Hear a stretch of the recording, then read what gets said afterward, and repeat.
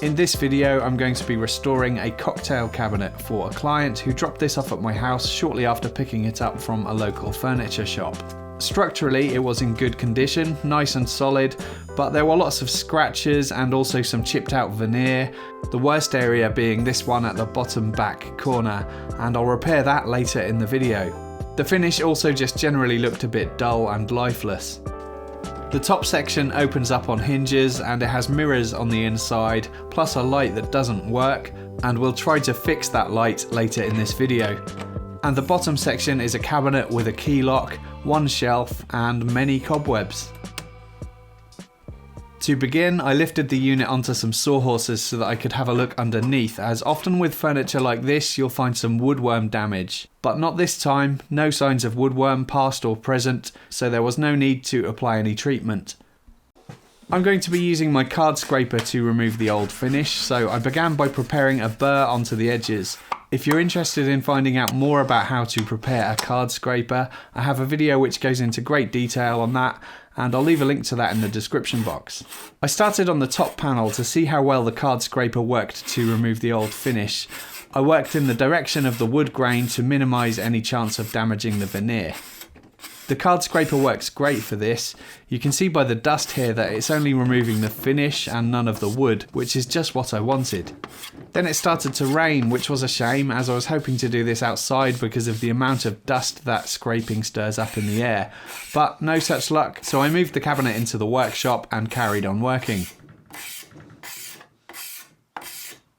For the back section of the top, there wasn't really enough room to get in there with the card scraper, so I used my carbide scraper instead, and that worked well too.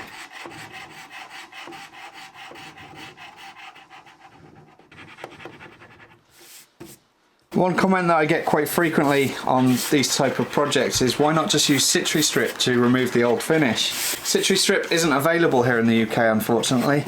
I wish it was. I've tried various stripper products in the past, but none of them work very well. They all make a real mess, so scraping is definitely my preferred method. But if anyone knows of a good stripper in the UK, then please let me know.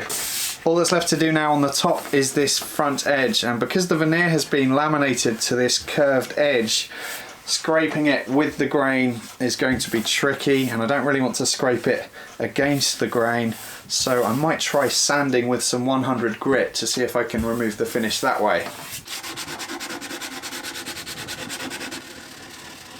Sanding worked well to remove the finish on the curved edge, although 100 grit is quite coarse, so later when I do the final sanding, I'll sand at 240 grit to smooth things over. Now I'm just going to rub on a bit of white spirit just to check that I've removed all of the finish.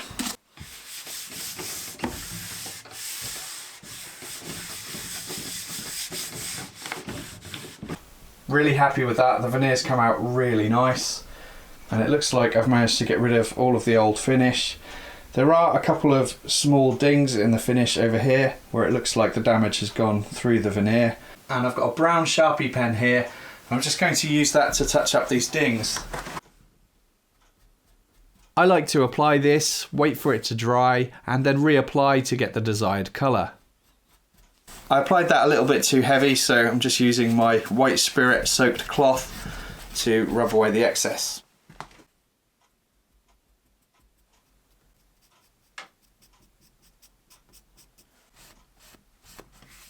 By the time we get some finish over that, it should be invisible. There's a couple of other small dings in the veneer just at this back edge, so I'll give those the same treatment. Next I worked on scraping the sides.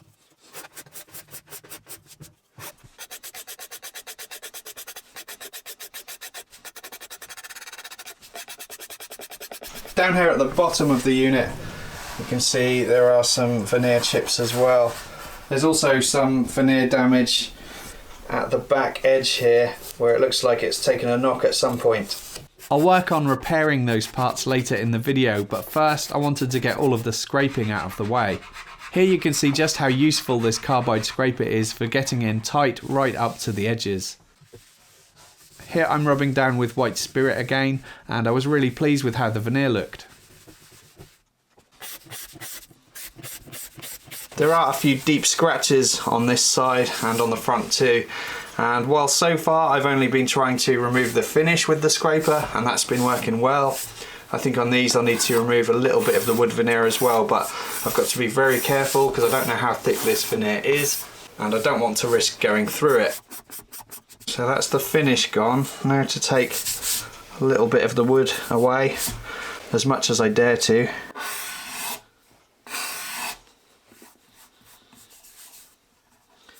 I think that's all it needed actually. And yeah, that's completely disappeared now. Next I could start working on the front, and I decided to remove the handles and the lock to make things easier. I think I've just found the culprit of those cobwebs. There's actually two, one down here and one here. I'm not sure if this one is alive. Oh, he is. Come on, out you go. This key plate is held in place by a couple of brass pins, so just using an old chisel to see if I can prise those out.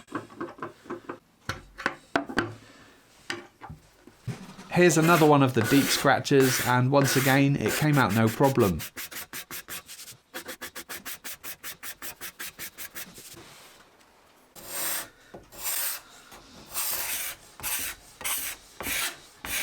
The wood used on this bottom rail looks completely different to the wood of the veneer, so I'm probably going to need to apply a stain to this to try and match the colour. I mixed up some walnut stain with some white spirit just to dilute it down a little, because I didn't want this stain to be too dark. It's much better to have it too light, because that way you can recoat it until you reach the desired colour. After 2 coats I was happy with the colour, so I left it there.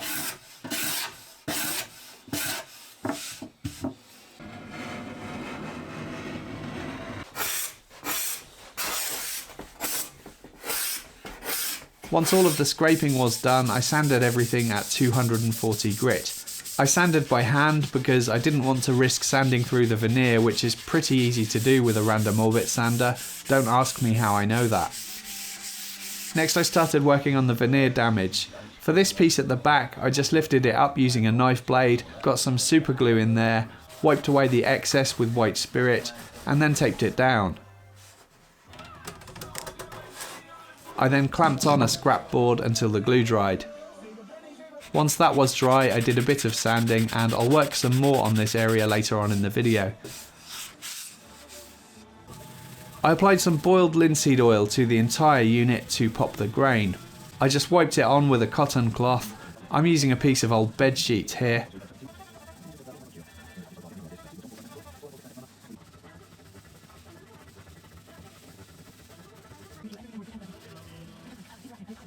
And after letting it soak in for a while, I wiped away any excess with another cloth.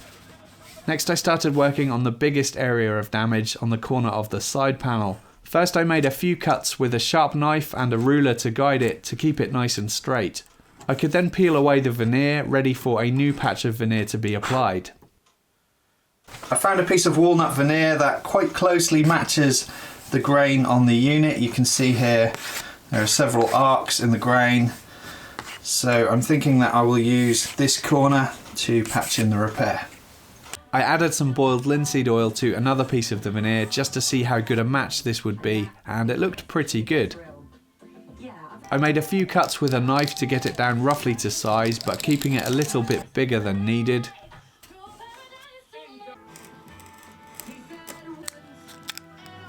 At first it didn't marry up to the straight edge very well, so I used a chisel to refine the shape, and then it looked good. I used some masking tape to tape the new veneer in place, which formed kind of like a hinge so that I could lift it up to apply the glue. And I decided to use epoxy for this because it's a good gap filling glue, and the surface I'm applying this to isn't perfectly flat because some of the wood had been chipped away. After mixing it up, I waited a minute or two just for the epoxy to start to thicken a bit so that it was less runny.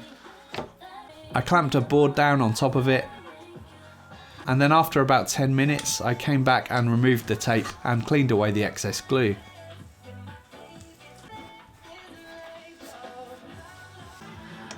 Next I could trim away the excess with a knife.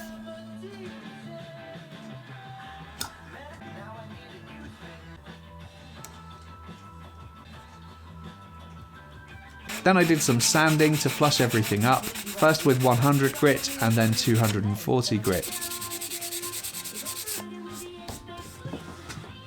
I then applied boiled linseed oil to the veneer patch, but it looked quite light in colour, so I came back with the same stain that I'd mixed earlier and applied that to the new patch, and that matched the colour quite nicely. For the other part of damage at the back that I'd used super glue on earlier, I just touched that up with a brown Sharpie pen again to help it blend in. I decided it was too small an area to warrant patching in some new veneer, and same applies to the small chips at the bottom of the unit too.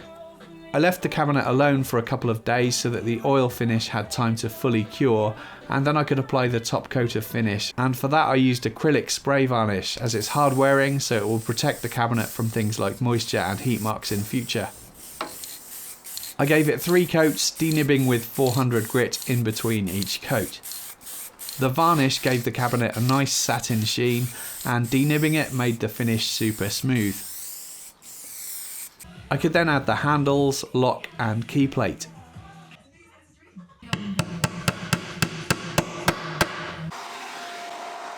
A lot of the dust from all of the scraping and sanding had made its way to the inside of the cabinet, so I used a vacuum to clean it out, and then I used some glass cleaner to polish up the mirrors. I also cleaned up the juice squeezer and the cocktail sticks.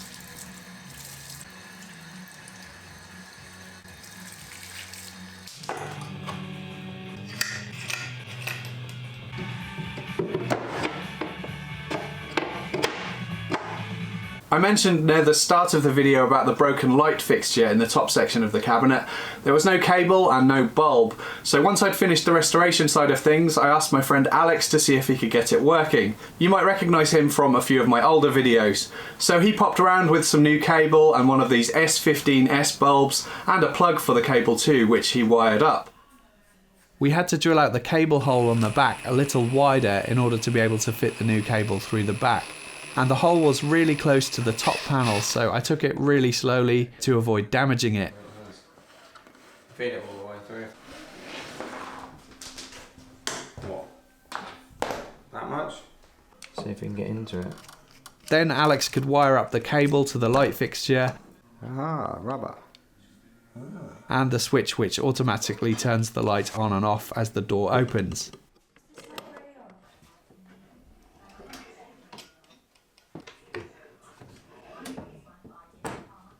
I really enjoyed this project and I'm very happy with how the cabinet turned out. I've put some before and after photos together on screen now so you can see the transformation. You'll see that the scratches and imperfections in the finish have almost disappeared. Some of them are still visible, but they're certainly much less noticeable. The grain of the wood also has a lot more contrast and the finish no longer looks dull and dried out. And here is the veneer repair at the bottom corner too. This project took about 8 hours in total for the restoration side of things, and the client was really happy with the end result. She actually found out about what I do through seeing some of my YouTube videos, which is nice and quite unusual because usually the people who buy the things I work on aren't interested in the project video side of things, so that's cool. One final thing to mention that I thought was quite interesting was that when I brought the cocktail cabinet back inside the house, it sat next to the coffee table which I recently applied a walnut veneer to. That was another recent project on my channel. And I couldn't quite believe how similar the wood grain looked on both of these items, which makes me think that the veneer used on the cocktail cabinet was probably walnut too. These two pieces of furniture would have looked great in the same room together. It's almost a shame to see them go their separate ways. That's all for this one. I hope you enjoyed the video. Please subscribe if you haven't already for more weekly woodworking videos. You can also help to support the channel and get early access to my videos, woodworking plans and cut lists, exclusive content, and a credit at the end of my videos too through Patreon if you're interested. And there'll be a link to that below in my video description. Thank you for watching.